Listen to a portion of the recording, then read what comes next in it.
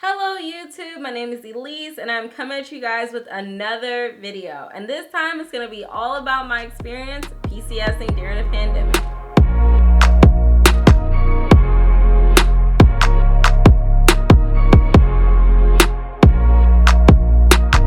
So I'm going to start you guys off from the beginning.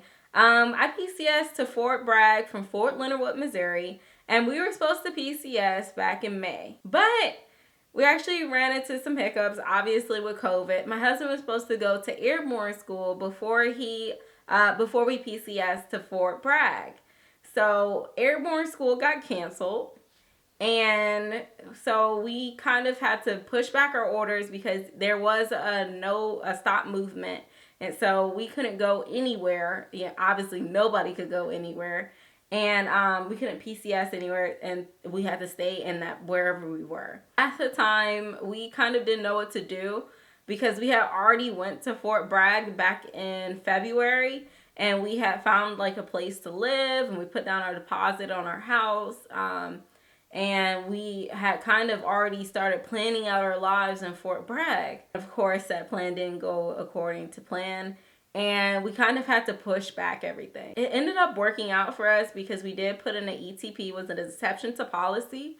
So it was an exception to the stop movement policy that was currently in place for the military. And our ETP took about 3 weeks to get approved. My husband just really had to stay on top of his command team and just ask as many questions as possible to see where it was at and see if there was any edits that he needed to make.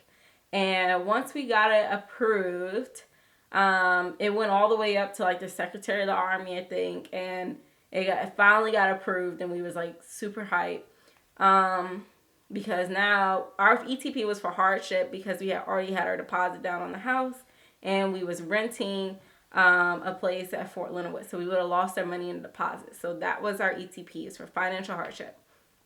So as soon as we found out, we only had about 2 weeks to actually get our stuff together and actually move. Once we set up the movers, we was able to set the movers up pretty fast. Housing, we didn't have to do the 30-day notice.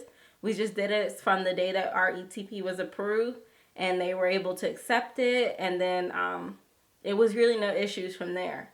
We set up a date of when we need to move out and when we're going to have the house cleaned up, and that was it.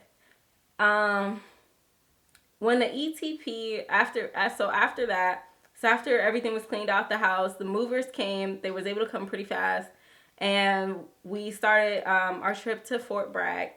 We only had 2 days to actually drive there, and we couldn't take leave at all. Like, my husband couldn't take any type of leave.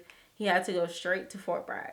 So when we got here, it got a little crazy because we had a house, so we finally was able to close and sign for our house and everything during that whole time.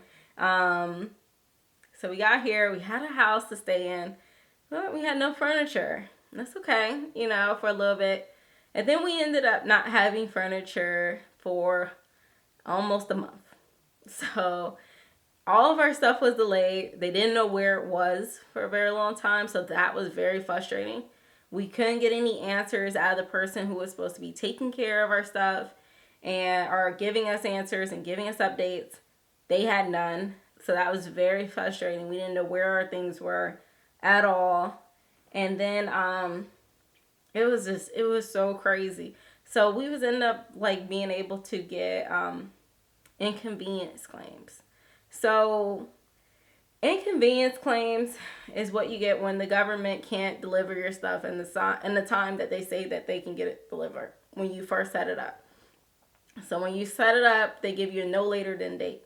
So if they if they take longer than that date, then what you can do is you can put in a claim for inconveniences. So we was able to put in a claim. We had bought some new pots and pans because we didn't have our dishes here. So we was able to put in a claim for that. We was also able to put in a claim for sheets and blankets and everything that we need to stay here. And you can also put in a claim for if you stayed in a hotel, like if you had kids and you stayed in a hotel, you'll be able to put in a claim for lodging. And then I think they pay for your food too. if you're in a hotel. They give you like a little amount that you can pay for, that they'll like tell you like, this is, you can't go over this amount, like a stipend almost. And they'll pay for like your food and in your hotel. And it only starts with that day. Like, I think our day was like June 23rd, right? And they have to have all of our stuff delivered by then. So from that day, June 23rd, and all the days after that, of when they didn't deliver our stuff, they paid for everything for us.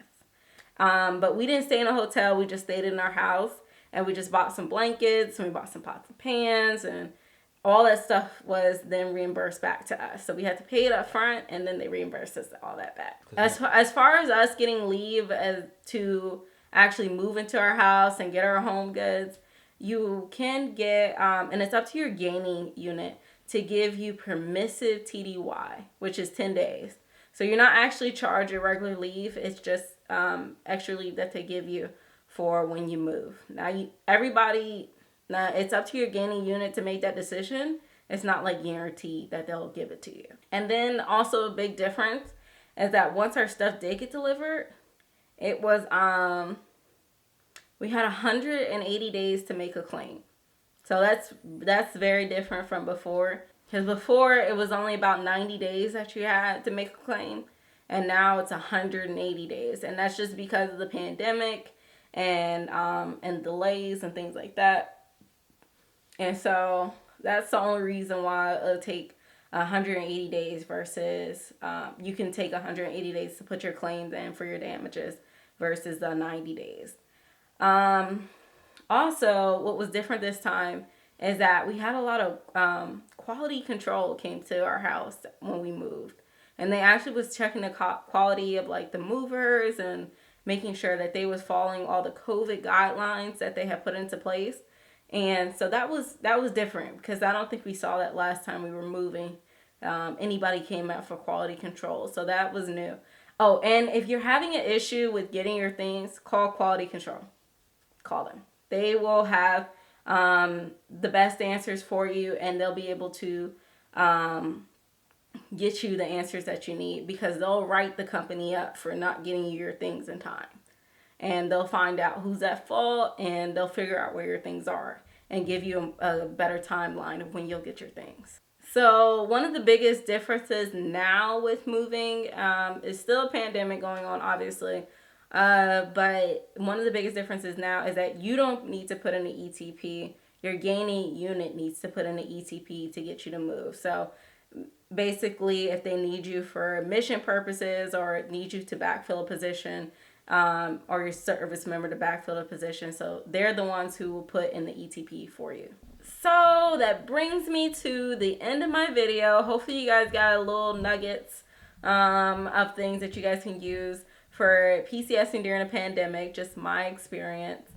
So you guys, I did a new set for my YouTube, and tell me what you guys think of it. I kind of like, just give me some opinions and leave it like a comment of what you think of it. We kind of set this room up just for YouTube. And we're getting some other things together for it right now. But yeah, so this is like the direction we're going in for this room.